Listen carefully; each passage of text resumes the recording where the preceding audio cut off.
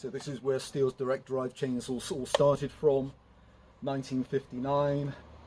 This is non-AV, spectacular engine, 58mm piston, 40mm stroke, and this girl is fitted with a 25-inch period solid nose bar, fitted with an Oregon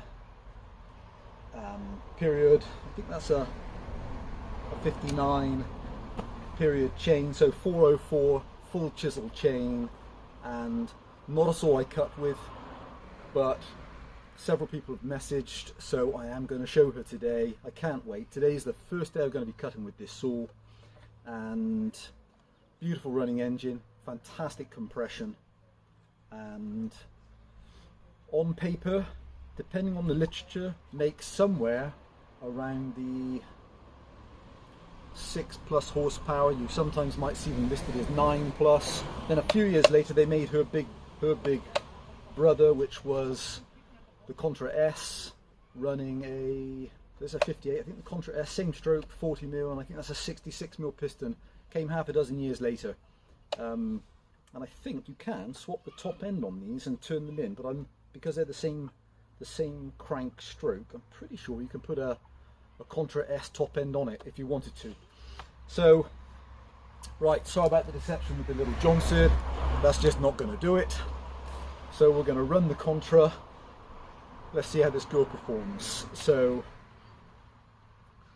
even then, back in the late 50s, sight glass for the oiler, manual oil plunger, composite top, beautiful construction, massive fuel tank, massive oil tank, double dogs, beautiful mag alloy silencer.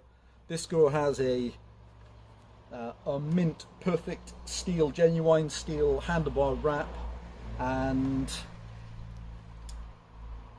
is that off?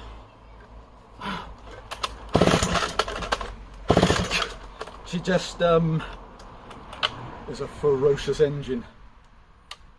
See how this girl starts me today.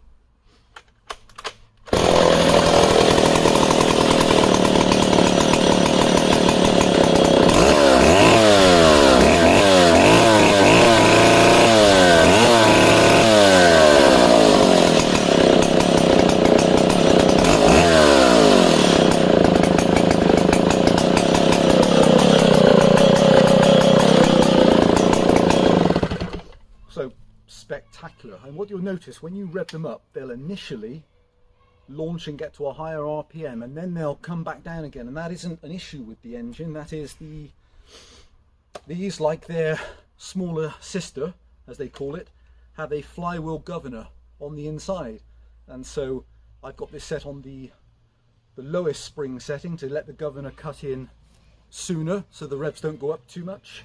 You could of course take that off, but I'm not sure really what the point is, but maybe that'll be discovered now with the with cutting in the wood.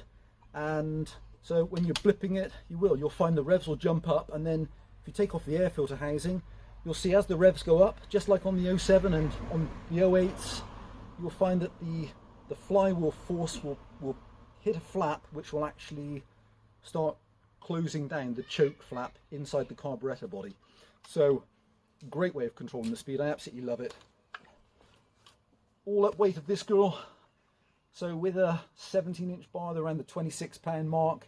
This girl's running the 25-inch setup and is around the 28.5-pound mark, and of course you could put this up to I think these go up to a 32-inch, and then of course then her bigger brother or sister, whatever you want to call her, let's call her sister, can run up to a 60-inch bar, so 5-foot bar, monster. Right, it's an exciting day. Maybe one day we'll